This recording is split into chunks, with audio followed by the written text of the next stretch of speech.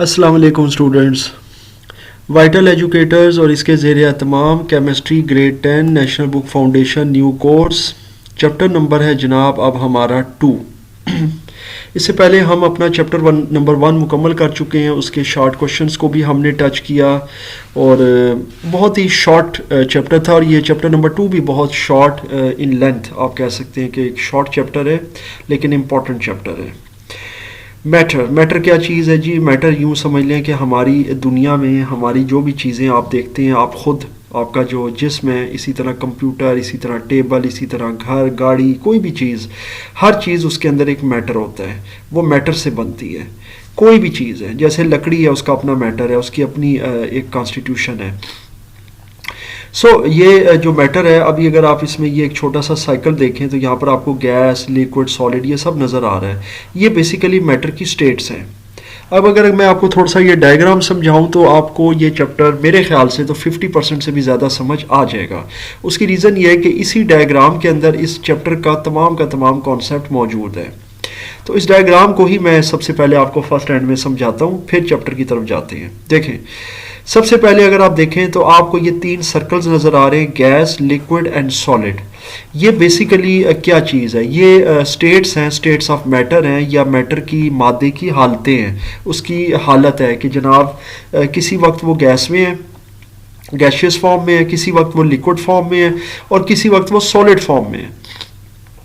अब ये जो सबसे जो आसान में आपको इसके अंदर किसी सब्सटेंस कह लें या कोई मैटर कह लें, उसकी अगर मैं एग्जांपल दूं तो वो वाटर है।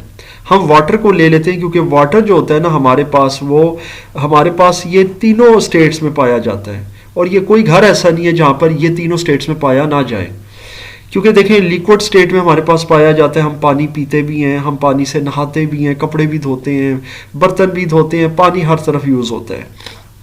सॉलिड स्टेट में पाया जाता है यानी बर्फ़ की शक्ल में, और ये हमारे फ्रिज में, फ्रीज़र्स में हमारे यूज़ होती है। हम कोल्ड ड्रिंक्स में भी डालकर पीते हैं। बर्फ़ भी हमें पता है हमारे घरों में मौजूद होती है। गैशियस फॉर्म भी है, जब आप पानी को बॉयल करते हैं तो वो वेपोरेट होता है, गैशियस फॉर्म में कन्वर्ट होता है। हर तरफ हमारे जो है ना, हमारी एनवायरनमेंट में, हमारी हवा में जो ये वाटर है, ये गैशियस फॉर्म में हर वक्त वेपोरेट होता रहता है और ये मौजूद रहता है। आप कमरे वगैरह धोते हैं, जब आपने देखा होगा घर वगैरह आप धोते हैं तो वो पानी से ज़ाहिर धोया जाता है और उसके बाद वो पानी को वाइप किया जाता है, वो खुश्क हो जाता है। वो कैसे खुश्क होता है? वो वेपोरेट होता है। कपड़े धोते हैं, कपड़ों को आप धोकर डाल देते हैं और उसके बाद जनाब वो बाद में कैसे खुश्क होते हैं? क्योंकि उनका पानी एवेपोरेट होता है, तो वो गैशियस फॉर्म में हर वक्त कन्वर्ट हो रहा होता है। ये जो साइकिल है इस चीज़ का, ये अगर आप इसको समझें तो आपको मैटर की स्टेट समझ आ जाएंगी। मैटर जो होता है वो हमेशा एक शक्ल से दूसरी शक्ल में तब्दील होता रहता है, आप यकीनन समझ गए हैं। लेकिन मैटर जो होता है वो ना तो ख़त्म होता है और ना ही जो है वो क्रिएट होता है। यानी मैटर की भी एक बड़ी खासियत सी चीज़ है ये, कि ये मैटर की आप देख सकते हैं कि ये आपको इसको क्रिएट नहीं कर रहे कि पानी क्रिएट हो रहा है या बर्फ़ क्रिएट हो रही है। बर्फ़ बेसिकली ये जो लिक्विड पानी है ना, इसी की शक्ल है, सॉलिड फॉर्म है। इसी तरह जो ये जो गैशियस फॉर्म है, ये भी आप समझ लें कि लिक्विड फॉर्म से आया है। अब आप इनके ये एरोज वगैरह देखें तो आपको समझ आ जाएगी कि ये देखें। अब ये जो पहले मैं लिक्विड से जाऊँगा क्योंकि आमतौर पर हम लिक्विड से ही चलते हैं। पानी लिक्विड फॉर्म में मौजूद है।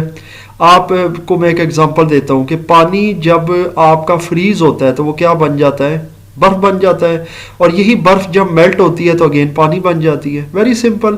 आप बर्फ का कोई क्यूब लाकर टेबल पे रख दें, अपने हाथ पर रखें, वो थोड़ी देर में पिघलना शुरू हो जाएगा और वो वापसी जो है ना वो पानी में तब्दील हो जाएगा, क्योंकि वो आपका रूम टेम्परेचर, आपकी हथेली का टेम्परेचर या जिस जगह पे उसको रख दिया गया वहाँ का टेम्परेचर वो लेगा और उस टेम्परेचर की वजह से उसके जो मॉलिक्यूल्स होंगे वो जाहिर है कि डिसरप्ट होना शुरू होंगे, अलग होंगे और आहिस्ता आहिस्ता वो जो है बिल्कुल दोबारा से लिक्विड स्टेट में आ जाएगा। यानी कि वो जो अपनी शक्ल होगी ना एक सॉलिड स्टेट, उसको तब्दील करके वो आ जाएगा जनाब आपका लिक्विड फॉर्म में। तो ये जो है ना कन्वर्जन हो रही है लिक्विड से सॉलिड और सॉलिड से लिक्विड में। आई एम श्योर ये पूरी कन्वर्जन आपको समझ आ गई है। इसके बाद हम देखते हैं कि ये गैशियस जो ये आप देख रहे हैं ना, ये फॉर्म या ये जो शक्ल है, ये इन दोनों के साथ लिंक्ड है। ये बहुत ख़ास चीज़ है जी। ये वाटर जो एज अ लिक्विड स्टेट है उसके साथ भी लिंक्ड है। जैसे अभी मेरे पास पानी का ग्लास पड़ा हुआ है, ये उससे भी रिलेटेड है गैस। उससे क्या प्रोसेस ले रही है और सॉलिड से क्या प्रोसेस ले रही है, इसको भी समझें। देखें, अगर लिक्विड के प्रोसेस को देखें ना, तो लिक्विड आपका हमेशा जो होता है ना वो वेपोरेट हो रहा होता है, जैसे कि मैंने अभी बताया है। अगर पानी को बॉयल ना भी करे तब भी वो वेपोरेट हो रहा होता है। वो कैसे हो रहा होता है, देखें, आप कोई भी पानी का गिलास कमरे में रख कर छोड़ दें और चंद दिनों के बाद उसको देखें तो उसकी क्वांटिटी में आप वाज़ेह फ़र्क पाएंगे। हालांकि उसको ना किसी ने पिया होगा ना ही किसी ने छेड़ा होगा उसको, लेकिन वो कम हुआ होगा, उसकी थोड़ी बहुत जो क्वांटिटी है वो कम हुई होगी। क्यों? क्योंकि पानी जो होता है वो रूम टेम्परेचर पर भी एवेपोरेट हो रहा होता है। ये और बात है, उसका प्रोसेस स्लो होता है। जबकि अगर आप वही पानी बॉयल करना शुरू करें तो वो बहुत जल्दी एवेपोरेट करेगा और चंद मिनटों के अंदर या चंद घंटों के अंदर आपका जो एक पूरा जो पानी का बर्तन होगा वो पूरा एवेपोरेट हो जाएगा और वो लिक्विड स्टेट से गैस में कन्वर्ट हो जाएगा, यानी वो गायब हो जाएगा, आपको पता ही नहीं चलेगा कहाँ गया। इसी तरह से गैस जो होती है अगर वो लिक्विड में कन्वर्ट हो तो उसको कंडेंसेशन कहते हैं, यानी गैस कंडेंस होकर लिक्विड फॉर्म में कन्वर्ट हो जाती है। और ये प्रोसेस जो होता है ना, ये कंप्रेसर्स वगैरह में भी चल रहा होता है, ये जो फ्रिज वगैरह के होते हैं। अब आते हैं गैस और सॉलिड की तरफ कि सॉलिड से गैस या गैस से सॉलिड बनने का जो अमल होता है वो क्या होता है। देखिए, अगर आप गैस से सॉलिड बनने का अमल देखें, यानी गैस से अगर आप बर्फ की तरफ आते हैं सॉलिड स्टेट में, तो उसको कहा जाता है डेपोजिशन। यानी कि जब गैस डेपोजिट होती है तो वो बन जाती है सॉलिड, यानी कि बर्फ की शक्ल में। और बर्फ जो होती है जब गैस बनती है तो उसे सब्लिमेशन कहा जाता है, यानी उसे सब्लिमेशन प्रोसेस कहा जाता है। सो जनाब, मेरे ख्याल से आपको ये प्रोसेस और ये साइकिल अच्छे से समझ आ गया है। अब मैटर के हवाले से कुछ चीज़ों को समझ लेते हैं इस लेक्चर के अंदर। देखें, अब अगर हम मैटर की सबसे पहले तो हम जाते हैं ना changes of states of matter, क्योंकि अगर हम मैटर को समझें तो वो बहुत आसान सी चीज़ है। ये देखें, यहाँ पर आपको अगर थोड़ा सा कॉन्सेप्ट ले लें, यानी स्टूडेंट लर्निंग आउटकम जो होता है SLO, तो उसमें आपको समझ आ जाएगी कि हम इसमें से क्या चीज़ ले रहे हैं। क्योंकि SLO है, SLO में वो उन्होंने शुरू में ही आपको कुछ पॉइंट्स दे दिए होते हैं। ये टीचर्स के लिए भी ज़रूरी है कि वो बच्चों को एक्सप्लेन करें। वैसे ये है कि ये बच्चे पढ़ लेते हैं, मैं भी अपनी अकेडमी में पढ़ा देता हूँ।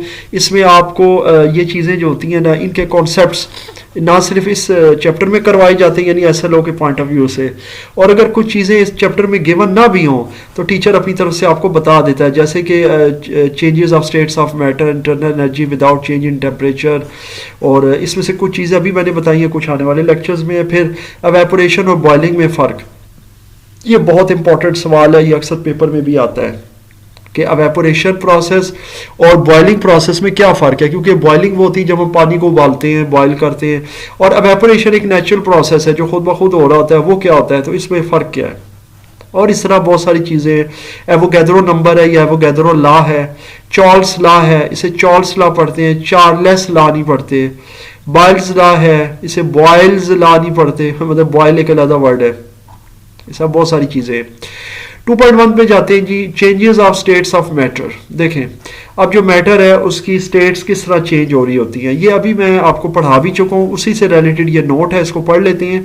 अ स्टेट चेंज, या जिसे फेज ट्रांजिशन भी कहते हैं, यानी कि स्टेट चेंज का मतलब ये होता है कि जो मैटर की स्टेट होती है, जैसे कि लिक्विड स्टेट है, क्योंकि मैटर कोई भी 3 स्टेट्स में मिलता है हमें, लिक्विड, सॉलिड एंड गैस। तो वो जो उसकी स्टेट होती है ना, स्टेट चेंज, जिसे फेज ट्रांजिशन भी कहते हैं, it is a transition of matter from one state to another.